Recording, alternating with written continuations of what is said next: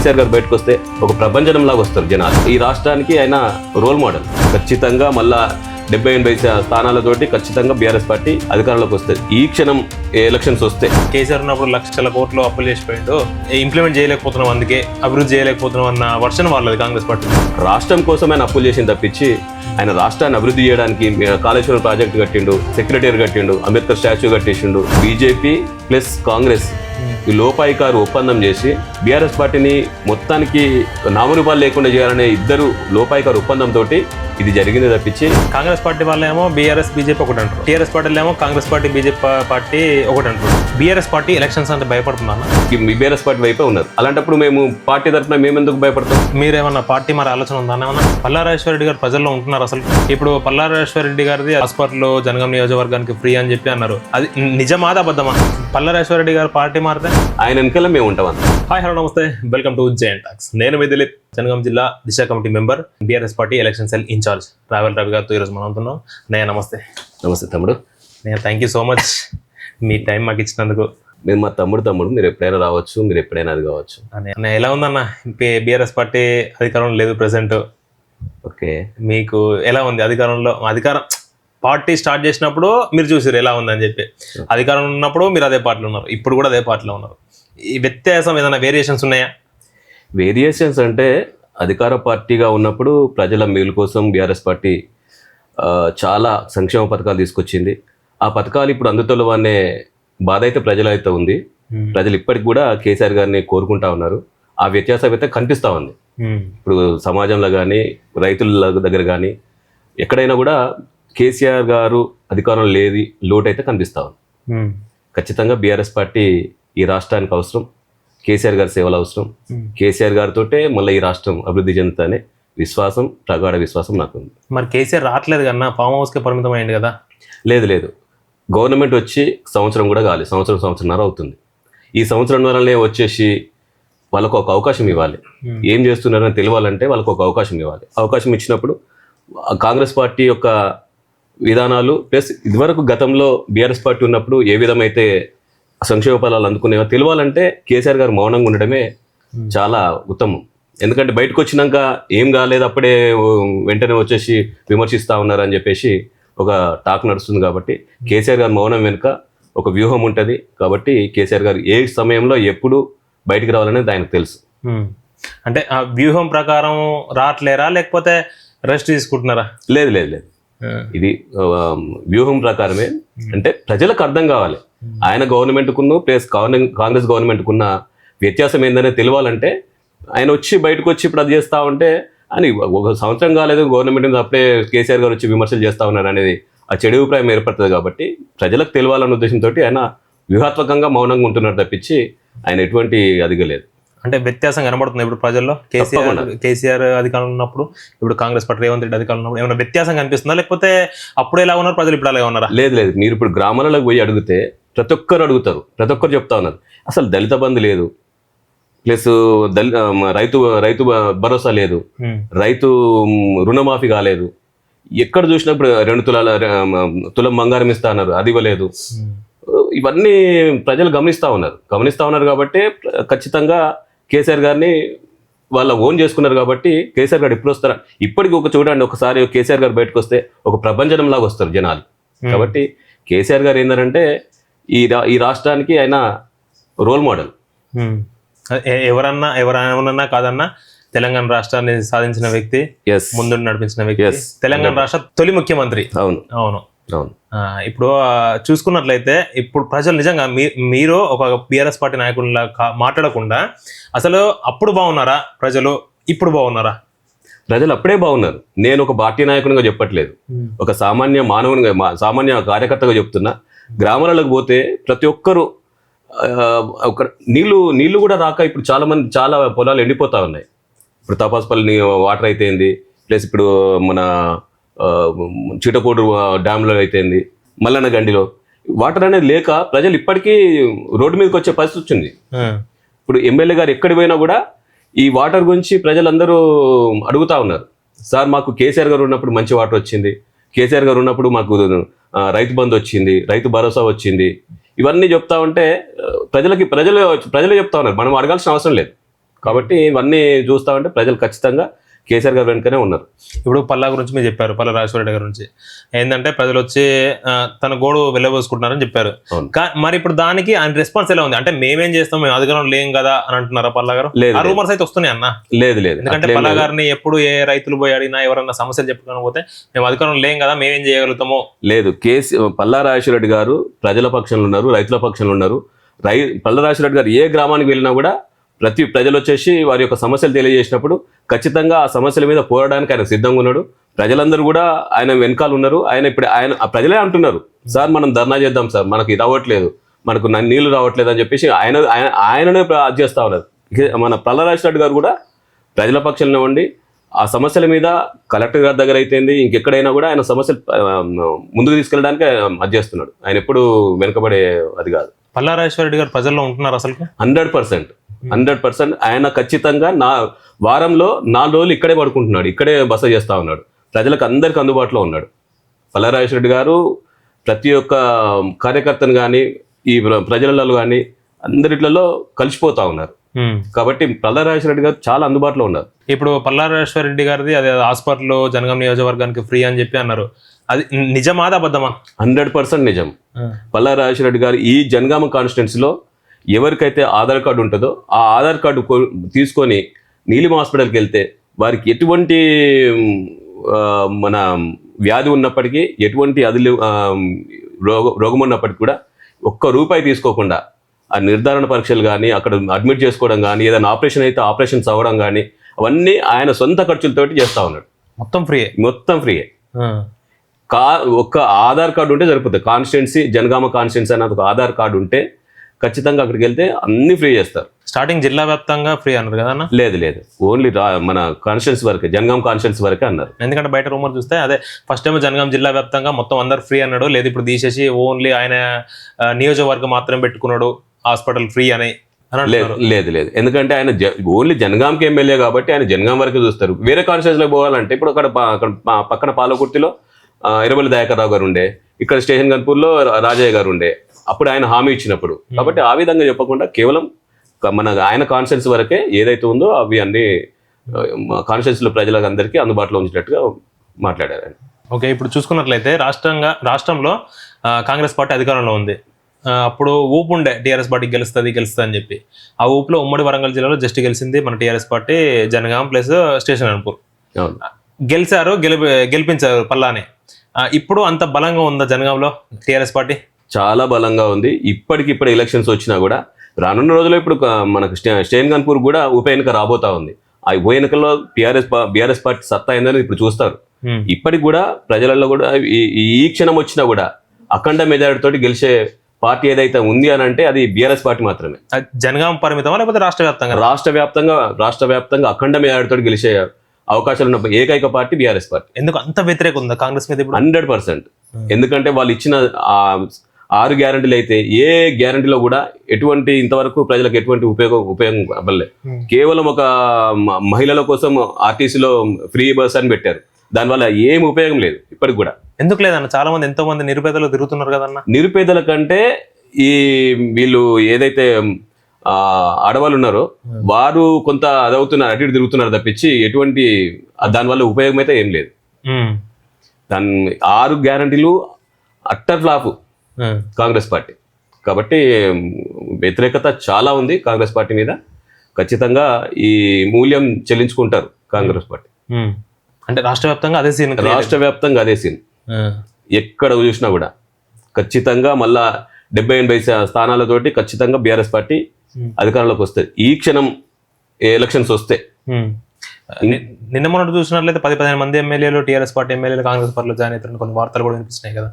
లేదు, మా పార్టీ నుంచి ఎవరైతే కాంగ్రెస్ పార్టీ ప్రలోభాలు పెట్టి వాళ్ళని తీసుకుందో వాటి మీద సుప్రీంకోర్టు జడ్జిమెంట్ ప్రకారం రానున్న కొద్ది రోజులలో ఉప ఎన్నికలు రాబోతా ఉన్నాయి. మా పార్టీకి వచ్చిన ఎటువంటి అదైతే లేదు. అంటే ఇప్పుడు అదే విధంగా ఈ న్యూస్ తో పాటు ఇంకో న్యూస్ కూడా స్ప్రెడ్ అయింది. ఏంటంటే కాంగ్రెస్ పార్టీ నుంచి 30 మంది ఎమ్మెల్యేలు టీఆర్ఎస్ పార్టీకి వస్తున్నారు అవకాశాలు. ఎవరో మన ఎర్రబెల్లి దయాకర్ రావు చెప్పిండు. అవకాశాలు ఉన్నాయి. ఎందుకంటే కాంగ్రెస్ పార్టీ మీద విసిగిపోయినారు ప్రజలే కాదు, ఎమ్మెల్యేలు కూడా విసిగిపోయారు. ఎందుకంటే వాళ్ళకి ఎటువంటి ఫండ్స్ కానీ అభివృద్ధి చేయడానికి నిధులు కానీ ఏం లేవు కాబట్టి ప్రజలు ఎమ్మెల్యేలు కూడా ఈ పార్టీలో ఉంటే మేము ప్రజలకు ఎవరైతే గెలిపించిన వాళ్ళకు మేము సరైన న్యాయం చేయలేకపోతున్నామనే ధోరణి వాళ్ళకి ఆలోచన అయితే ఉంది. అంటే ఎమ్మెల్యేలకు ఉంది, ప్రజలకు ఉందా, లేకపోతే కేసీఆర్ అధికార దాహంతో లేకపోతే వాళ్ళందరూ గుంజుకుందామని చూస్తుండా? లేదు, అధికార దాహం ఉండేది ఉంటే ఇప్పటిదాకా కేసీఆర్ గారు మౌనంగా ఉండాల్సిన అవసరం లేదు. ఆయన ఏదో ప్రయత్నాలు చేసేవాళ్ళు, అట్లా కాదు. కానీ ప్రజల్లో వ్యతిరేకత ఉంది. వాళ్ళ ఎమ్మెల్యేలలో కూడా వాళ్ళకు ఫండ్స్ రావట్లేదు, మా నియోజకవర్గాన్ని మేము డెవలప్ చేసుకోలేకపోతున్నాము అనే తలంపు ఉంది కాబట్టి వాళ్ళు బీఆర్ఎస్ పార్టీ వైపు చూస్తుండొచ్చు. కానీ వీళ్ళ వర్షన్ ఏంటంటే కాంగ్రెస్ పార్టీ వాళ్ళు ఏమంటున్నారు, లేదు కేసీఆర్ ఉన్నప్పుడు లక్షలు మాకు లక్షల కోట్లు అప్పులు చేసిపోయిండు, ఇంప్లిమెంట్ చేయలేకపోతున్నాం, అందుకే అభివృద్ధి చేయలేకపోతున్నాం అన్న వర్షన్ వాళ్ళది కాంగ్రెస్ పార్టీది. దాంట్లో 100% తప్పు. ఎందుకంటే మనం ఒక ఇల్లుని నిర్మించుకున్నప్పుడు కొన్ని అప్పులు తీసుకొచ్చుకొని మనము ఇల్లు చక్కబెట్టుకున్నట్టు రాష్ట్రం కోసం ఆయన అప్పులు చేసింది తప్పించి ఆయన రాష్ట్రాన్ని అభివృద్ధి చేయడానికి కాళేశ్వరం ప్రాజెక్ట్ కట్టిండు, ప్లస్ అక్కడ మన సెక్రటరీ కట్టిండు, అంబేద్కర్ తీసుకొచ్చిండు, అంబేద్కర్ స్టాచ్యూ కట్టేసిండు, ప్లస్ ఎన్నో అభివృద్ధి పథకాలు చేసినప్పుడు, ఎన్నో కార్యక్రమాలు చేసినప్పుడు కొంత అప్పులు తీసుకొచ్చి అభివృద్ధి చేయాల్సిన అవసరం అయితే ఉంటుంది రాష్ట్రానికి. ఒక ఇల్లుని మనం కట్టుకున్నప్పుడే అక్కడిక్కడ అప్పులు తెచ్చుకొని మనం ఇష్టమైన రీతిగా మనకు అనుకూలంగా కట్టుకుంటా ఉంటాం. అయినా రాష్ట్రాన్ని క్రమ పద్ధతిలో అభివృద్ధిలో తీసుకొచ్చేటప్పుడు కొన్ని అప్పులు చేస్తే తప్పలేదు, దాంట్లో మళ్ళీ తర్వాత తీర్చుకుంటాం కదా మన అమ్మ. ఇప్పుడు యాదాద్రిని కట్టింది, యాదాద్రి మీద ఆదాయం రావట్లేదా? కాళేశ్వరం మీద పంట పొలాలు అన్ని నిండట్లేదా? సెక్రటరియట్ మనకు ఉపయోగపడతలేదా? కాబట్టి అప్పులు అనేది కరెక్ట్ కాదు అది. ఇప్పుడు ఈ స్టేషన్ చూసుకున్నట్లయితే స్టేషన్ ఉప ఎన్నిక రాబోతుందన్న? తప్పకుండా వస్తుంది. ఉప ఎన్నిక వస్తుందా? వస్తే టీఆర్ఎస్ పార్టీ గెలుస్తుందా? తప్పకుండా టీఆర్ఎస్ పార్టీ గెలుస్తుంది. అంత సత్తా ఉందా? అంత సత్తా ఉంది. ఎందుకంటే మొన్న మా సీటే కదా అది, మేము గెలిచిన సీటే కదా అది. ఆయన అధికారదాహంతో ఆయన సొంత స్వలాభాల కోసం ఆయన పార్టీ మారిని తప్పించి ఆయన గురించి కాదు కదా. ఇప్పుడు మా స్థానం అది, మేము గెలుచుకున్న స్థానం అది. కాబట్టి మేము ఖచ్చితంగా మళ్ళీ గెలుస్తాం. ఎందుకంటే ఇప్పటికీ ఆయన పార్టీ మారిండు కాబట్టి ప్రజలలో చాలా వ్యతిరేకత ఆయన మీద ఏర్పడ్డది. ఎందుకంటే బీఆర్ఎస్ పార్టీ కండు వేసుకొని బీఆర్ఎస్ పార్టీ నిధులతోటి ఆయన గెలిచి ఆయన బిడ్డ ఎంపీ సీటు కోసమని ఆయన పార్టీ మారడం ఎంతవరకు సమంజసం? కాబట్టి ఖచ్చితంగా రేపు ఉప ఎన్నిక వస్తే ఖచ్చితంగా బీఆర్ఎస్ పార్టీ గెలుస్తుంది, దాంట్లో ఎటువంటి అనుమానం లేదు. ఇప్పుడు పాలకుర్తిలో కూడా చూసుకున్నట్లయితే ఆయన రాజకీయం అసలు మామూలు రాజకీయ నాయకుడు కాదు, రెబెల్ దయాకర్ రావు. అవును, అట్లాంటి వ్యక్తి చిన్న 26 years 25 years ఒక చిన్న వ్యక్తి మీద ఓడిపోవడం, అది ఏ విధంగా చూసుకుంటానా? అది టీఆర్ఎస్ పార్టీ ఓడిపోయినట్ట లేకపోతే ఎర్రబెల్లి దయాకర్ రావు ఓడిపోయినట్ట? ఎర్రబెల్లి దయాకర్ రావు గారు రాజకీయ ఉద్దండు. ఎందుకంటే ఆయనకు ఇప్పటి వరకు ఓటమి అనేది ఎరగలేదు. ఆయన గత కొన్ని సంవత్సరాల నుంచి ఎమ్మెల్యేగా గెలుస్తూనే వస్తున్నాడు. కాబట్టి కొంత మార్పు అనేది ఏం ప్రజలు ఆలోచించారు. మళ్ళీ ఒకటి ఏంటంటే కాంగ్రెస్కు వేవ్ ఒకటి నడిచింది. ఏంటంటే అమలు చేయలేని హామీలను ఇవ్వడం వల్ల ప్రజలు ఏంటంటే సరే మాకు ఈ బీఆర్ఎస్ పార్టీ నుంచి వచ్చే ఫలాలు ఏవైతే సంక్షేమ పథకాలు ఉన్నాయో వాటితో పాటు ఇంకా అదనంగా కాంగ్రెస్ పార్టీ వస్తే ఇస్తుందన్న ఉద్దేశంతో ఇప్పుడు వృద్ధులందరూ ఏమనుకున్నారంటే 2000 పింఛను 4000 చేస్తా అంటే వృద్ధులందరూ ఆశపడ్డారు. దానివల్ల ఏంటంటే ఇట్లాంటి చిన్న ఏమని చేయడం వల్ల కాంగ్రెస్ వేవ్ నడవడం వల్ల ఆయన ఓటమి చెందింది తప్పించి ఆయన ఏదో చిన్నమ్మాయి మీద గెలిచిండు అనేది అది కరెక్ట్. ఆయన తక్కువ చేయడం తక్కువ. ఇప్పుడు మెయిన్గా చూసుకున్నట్లయితే ఎంపీ ఎలక్షన్స్లో కాంగ్రెస్ పార్టీ 8 గెలిచింది, బీజేపీ కూడా 8 గెలిచింది. కానీ బీఆర్ఎస్ పార్టీకి ఏంటన్నా జీరో రావడం కారణం ఏంది? బీఆర్ఎస్ పార్టీకి ఏంటంటే ఇప్పుడు బీజేపీ ప్లస్ కాంగ్రెస్ ఈ లోపాయికారు ఒప్పందం చేసి కాంగ్రెస్ నుంచి వాళ్ళు ఈ బీఆర్ఎస్ పార్టీకి ఎటువంటి ఒక సీటు కూడా ఇవ్వకుండా ఉండి బీఆర్ఎస్ పార్టీని మొత్తానికి నామరూపాలు లేకుండా చేయాలనే ఇద్దరు లోపాయికారు ఒప్పందంతో ఇది జరిగింది తప్పించి ప్రజల నుంచి అదేం లేదు. అది కాంగ్రెస్ పార్టీ వాళ్ళేమో బీఆర్ఎస్ బీజేపీ ఒకటి అంటారు, టీఆర్ఎస్ పార్టీలో ఏమో కాంగ్రెస్ పార్టీ బీజేపీ పార్టీ ఒకటి అంటారు. అందులో ఏది నిజమన్నా? బీజేపీ కాంగ్రెస్ పార్టీ లోపాయికారు ఒప్పందం వల్లనే బీఆర్ఎస్ పార్టీని అదగొనడానికి ఆ ఎత్తుగడలో భాగంగా ఈ వీళ్ళిద్దరూ చీకటి ఒప్పందం అయితే వాళ్ళ మధ్యలో ఉంది. అంటే బీజేపీ పార్టీ రాష్ట్రానికి ఏమైనా చేస్తుందా? మనం చూస్తున్నాం కదా ఇప్పటిదాకా. పోయినసారి ఒక 4-7-8 ఎంపీలు ఇచ్చినాము, ఇప్పుడు కూడా మనం ఎంపీలు ఇచ్చినాము. మన రాష్ట్రానికి ఏమన్నా అభివృద్ధి చేసిందా అనేది ప్రజలంతా చెప్తారు కదా, ఇక్కడ వాళ్ళు ఏం చేసిందా అనేది. దాని బీజేపీ సెంట్రల్ అధికారంలో ఉన్నప్పటికీ కూడా ఇక్కడ కాంగ్రెస్ పార్టీ అధికారంలో ఉంది కాబట్టి ఈ రాష్ట్రం మీద వాళ్ళకి సీతకన్నే ఉంటుంది. కాబట్టి ఈ బీజేపీ వాళ్ళ ఎంపీలు తీసుకొచ్చిన ఫండ్స్ కానీ ఇవి కానీ మనకేమీ ఉపయోగపడింది ఏం లేదు. బీఆర్ఎస్ పార్టీ ఎలక్షన్స్ అంటే భయపడుతుందా? లేదు, బీఆర్ఎస్ పార్టి ఇప్పటికీ నేను ఏదో చెప్తున్నాను కదా, ఈ క్షణంలో ఎలక్షన్స్ పెట్టినా కూడా పార్టీ సంసిద్ధంగా ఉంది. ప్రజలు కూడా కృతనిశ్చయంతో ఉన్నారు. బీఆర్ఎస్ పార్టీని మేము ఓడించి చాలా తప్పు చేసినాం, కేసీఆర్ గారు లోటు కనిపిస్తుందని చెప్పేసి ఇప్పటికి ప్రజలు 100% వాళ్ళు బీఆర్ఎస్ పార్టీ వైపే ఉన్నారు. అలాంటప్పుడు మేము పార్టీ తరఫున మేము ఎందుకు భయపడతాం?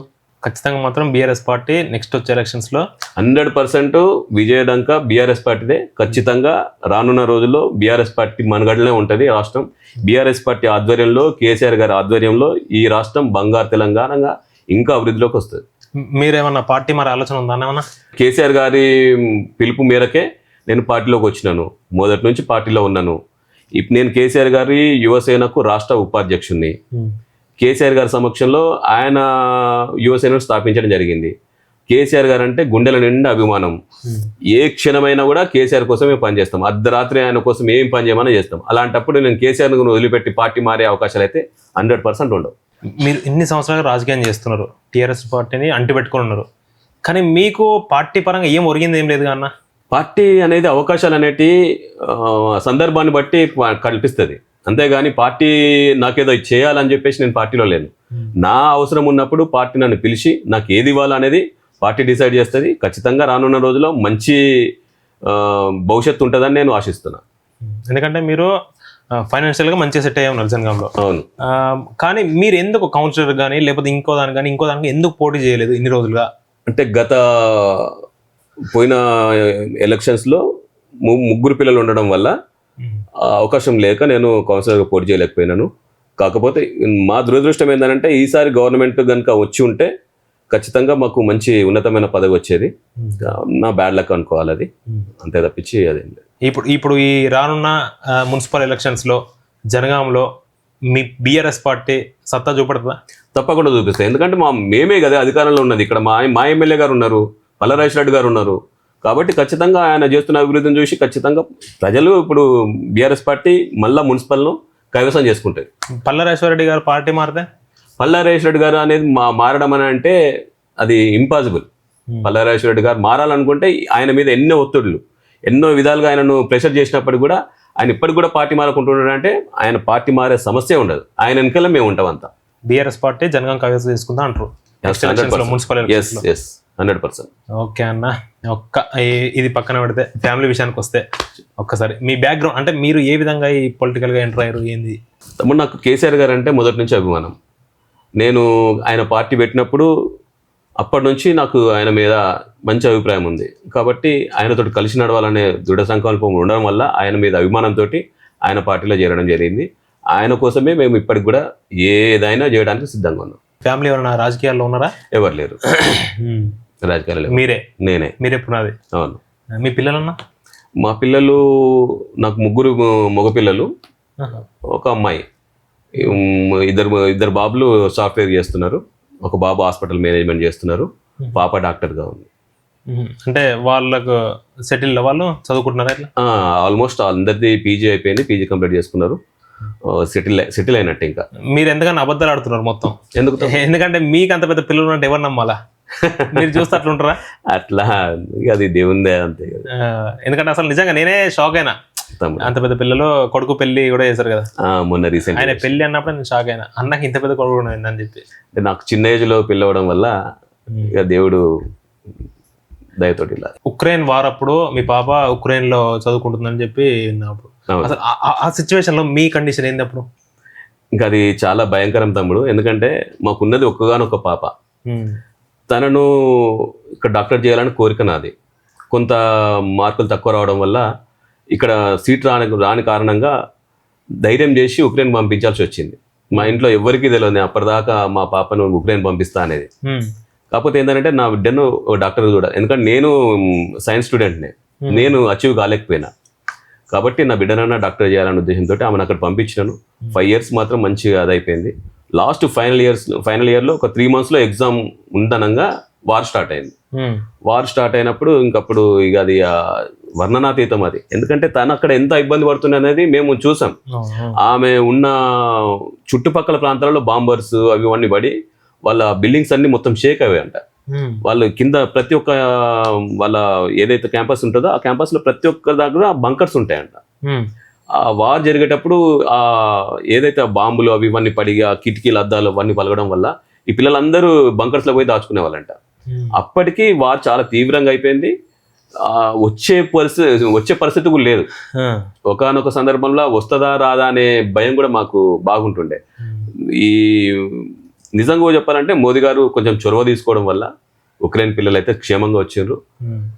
వచ్చేదాకా మీడియా మీలాంటి మిత్రులు వీళ్ళంతా TV9 కానీ వాళ్ళు కానీ మొత్తం మా ఇంట్లోనే కనీసం 15 days ఎవ్రీడే పాప గురించి వాకప్ చేయడము, పాప ఒక యోగక్షేమాలు తెలుసుకోవడం, ఎక్కడ దాకా వచ్చిందని మొత్తం అంతా మా ఇంట్లోనే జరిగింది. దాని విషయంలో నేను మీడియాకి కానీ ముఖ్యంగా మోదీ గారికి కానీ ధన్యవాదాలు తెలియజేస్తాను. ఈ విషయంలో మీరు అసలు ఆ సిచ్యువేషన్ అయితే ఊహించుకోలేము. మేము మా పాప మా ఇంటికి వచ్చేదాకా కూడా చాలా నమ్మకం తక్కువ ఉంటుండే. మీ జీవితంలో అత్యంత సంతోషపడ్డ విషయం ఆ రోజు ఎందుకు అంత సంతోషం అని అంటే అదే రోజు నా బర్త్డే. మా పాప అదే రోజు మా ఇంటికి వచ్చింది. ఇక ఆ ఆనందము అది వర్ణనాతీతం. ఎందుకంటే అది నా బర్త్డే రోజు మళ్ళీ నా బిడ్డ నా ఇంటికి వచ్చినప్పుడు రావడం అంటే అది ఎంత సంతోషం అది.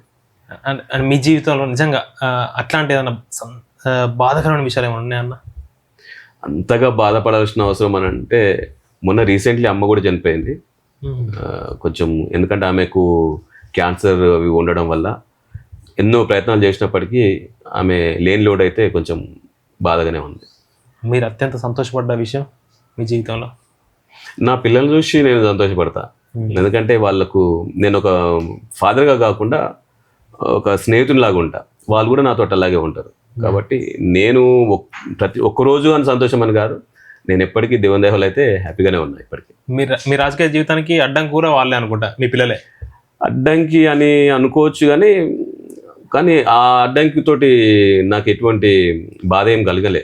ఎందుకంటే వాళ్ళు ఒక ఉన్నతమైన స్థితికి వెళ్ళిపోయారు.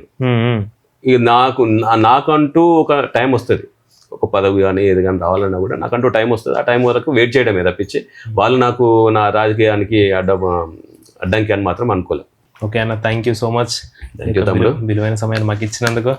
మీరు ఆశిస్తున్నట్టుగా మీరు కోరుకున్నట్టుగా మళ్ళీ బీఆర్ఎస్ పార్టీ అధికారంలోకి వస్తుందో రాదులే, కానీ మీ యొక్క సంతోషం ఫుల్ఫిల్ కావడం మనం తప్పకుండా బీఆర్ఎస్ పార్టీ అధికారంలోకి వస్తుంది. మళ్ళీ ఒకసారి నువ్వు ఇదే అధికారంలోకి వచ్చిన తర్వాత మళ్ళీ నువ్వు నా దగ్గరకు వచ్చి అన్న మీరు చెప్పింది కరెక్ట్ అని చెప్పేసి మళ్ళీ ఒకసారి మనం ఇంటర్వ్యూలో మాట్లాడుకుందాం. తప్పకుండా.